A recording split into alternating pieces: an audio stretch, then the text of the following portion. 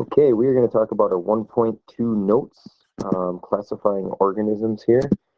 As always, please make sure that as I'm going through the notes here, you follow along in your note packet and you add things as I add them as well. Just a reminder, you can always pause the video or slow the video down or take a break. Just please make sure that you watch the whole video and you update your notes because this is stuff that we are expecting you to know. Okay, so lesson 1.2. It's all about classifying things. Now, we classify things all the time. We put them in different groups just based off of size or shape or color. Or we do this without even thinking about it. And scientists have been doing this for a long time as well, since they've known they're living things. A long time ago, a Greek philosopher named Aristotle, he's a very famous thinker. He was sort of the first one to put organisms into two groups called plants and animals. Pretty crazy, but that was groundbreaking back then. So Aristotle put organisms into plants and animals. Now, ever since then, scientists have continued to change how they classify things. And then today, scientists have put all organisms into 6 large groups called kingdoms. And the first scientist to do this, to come up with this term kingdoms, was called Carlos Linnaeus. Okay. Carlos Linnaeus came up with the term kingdoms, and he determined the plant kingdom and the animal kingdom. Now, since then, again, scientists continue. They're always refining and changing and trying to improve upon systems that exist. So now our current classification system is called systematics. Okay, systematics here. That is one you should maybe underline. Underline systematics. Systematics is a system that's used today. It's our current classification system. And when scientists find a new organism, just like that spider we talked about in class yesterday with Miss A, that they go through all of the evidence that they know about it to classify it. Some of it is just based off of their anatomy, what they look like, and some of it is based off of cell type or how they get food and energy and common ancestry, even some of their molecular DNA analysis. So they go into great depths to make sure they're classifying organisms in the right place so that they match up with other similar organisms. And in today's classification system, in systematics, there are 3 domains. Okay, 3 domains in the classification system today. And domain is the biggest group. But again, I would make sure that you take the time to underline systematics. All right. So this is just a breakdown of the domains and the kingdoms that are present in today's system. So again, domain is the biggest group up here at the top. There are 3 domains. Bacteria, which you have heard of. Bacteria, that's exactly what it is. Archaea. Okay, archaea actually means old, like archaeologist. And those are older types of cells and organisms. And then there's eukarya. A eukarya. We are actually in the eukarya domain. And this has to do with the type of cells that they are, different types of cells that organisms are made of. That's what they decided domains are based off of. So the domain, bacteria, archaea, and eukarya, those are the 3 domains. Then after that, there are 6 kingdoms. Kingdom bacteria, which is part of the domain bacteria. Kingdom archaea, which is part of the domain archaea. And then eukarya is actually divided up into 4 different domains. Protists, which are small single-celled organisms, fungi, plants, and animals. Okay, so everything, protists, fungi, plants, and animals, all have something in common because they're all part of the eukarya domain. And when we talk about cells later on, we'll recognize that it's the type of cells that they have. But then they also are all different. That's why they're divided up out of the eukarya domain. They get split up into their own kingdom. Now, I'm not expecting you to know all of these, but you've probably heard of the animal kingdom and the plant kingdom. So those are things that you should be able to recognize. Okay. Now, again, I said that we characterize things and classify them all the time. And things are done like this. Classification is usually done to help keep things organized so that you can find them easier and so that it's easier to organize, not only to find, but also to add things to. That's why scientists have done this as well. Okay, so as an example, if you were going to buy an orange, okay, if you're going to buy an orange in our town here, you would probably go to the domain of Willie's. Right, there it is, Willie's Super Value. Okay, now if you ever think about it, a store is divided up into different sections. Those sections are there to help you find things that you want quickly, and so that the people that work there can put the things away quickly. Again, this is classifying. So if you wanted to find an orange, you would go to the domain, that's the biggest group, of Willie's. And once you're in Willie's, to find an orange, you would want to go to the produce department. Okay, the produce section. That's where all the fruits and vegetables are. Apparently this guy works there, DJ Doug Boogie. And then from there, the produce section is divided up into different groups. And orange is a fruit. Okay, so we would know that we'd want to be looking for fruit. And then from there, fruit is divided up into different sections. Orange is a citrus fruit, just like all of these other things. And then from there, we would know we're looking for an orange. And then you could pick the one specific orange that you are looking for to give you some good vitamin C and help you to stay healthy. So this is just a good example of how the orange is part of the store Willie's. It's in there because Willie's sells food. Okay, and orange is a type of food. And then from there, you can get smaller and smaller and more specific classification groups to find the single thing that you're looking for. That's exactly what scientists have done. Okay, they have come up with a classification system for all of the organisms on the planet. Okay, it starts with the domain, and then it's kingdom, phylum, class, order, family, genus, species. Now in 7th grade, I'm not expecting you to know all of these things, but I want you to recognize over here on the right how there's a lot of animals, a lot of organisms, I shouldn't just say animals, a lot of organisms up at the top. And then each group you go down, from domain to kingdom, kingdom to phylum, and so on, the number of species in that gets smaller and smaller and smaller and smaller until you get to the very bottom where you are specifically looking at one thing. That is just like going to Willie's and looking for an orange. In Willie's, there's a lot of different kinds of food. And then if you go to the produce section, there's a lot of different kinds of fruits and veggies. And then there's different kinds of citrus fruit and so on and so on and so on. Okay, it's the exact same thing that scientists have done with animals. Okay. Now, in order to help organize organisms, scientists have come up with something called scientific names. So all organisms have a scientific name.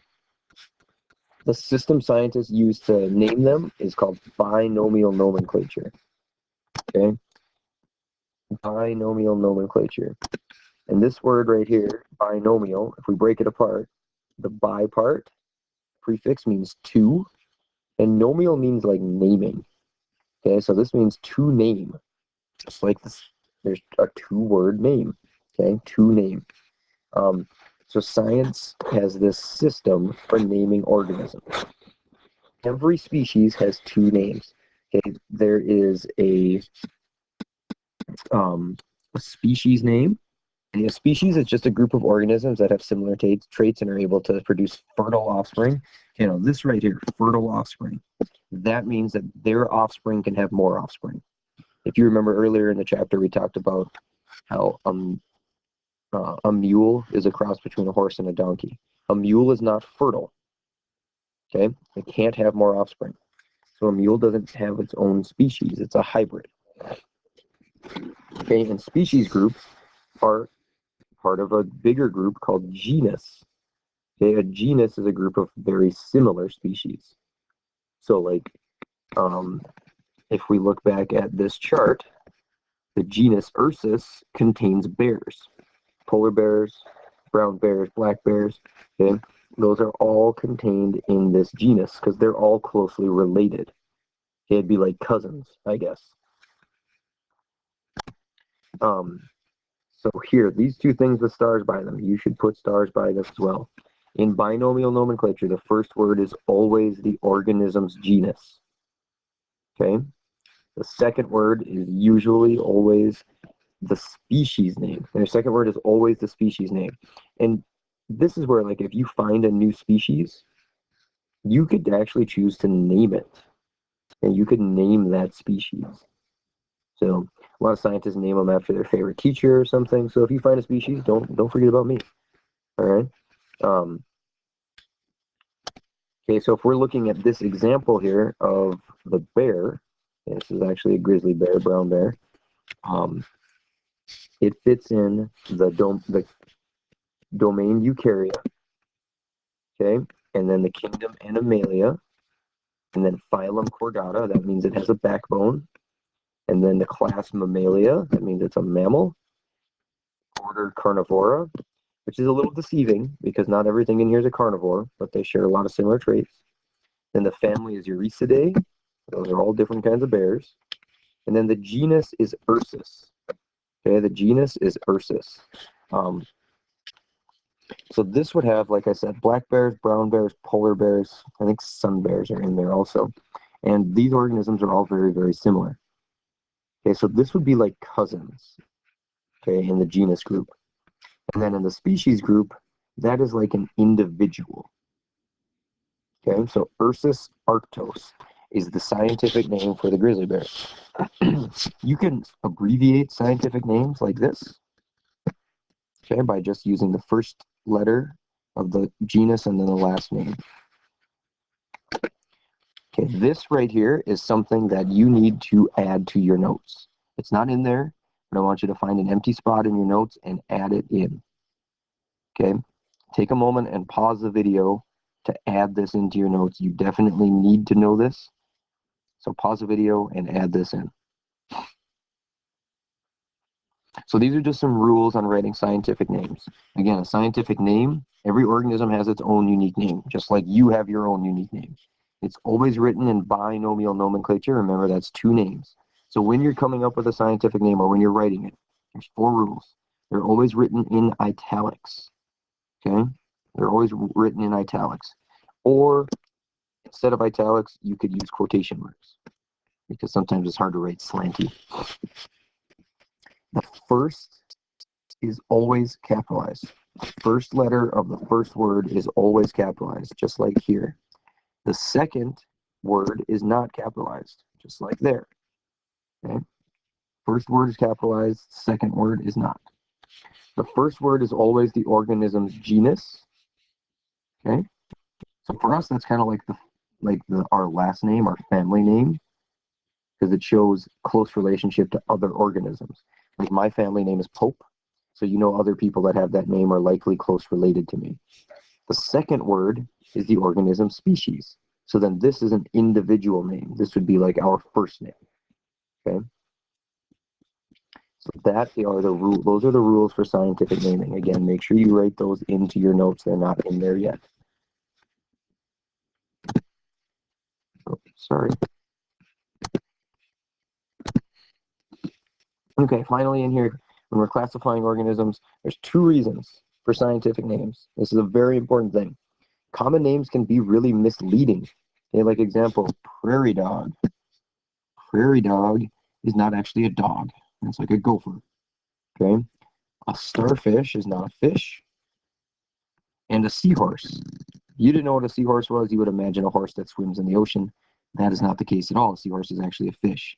And also, organisms that live in a broad area can sometimes have different names. For example, grizzly bears.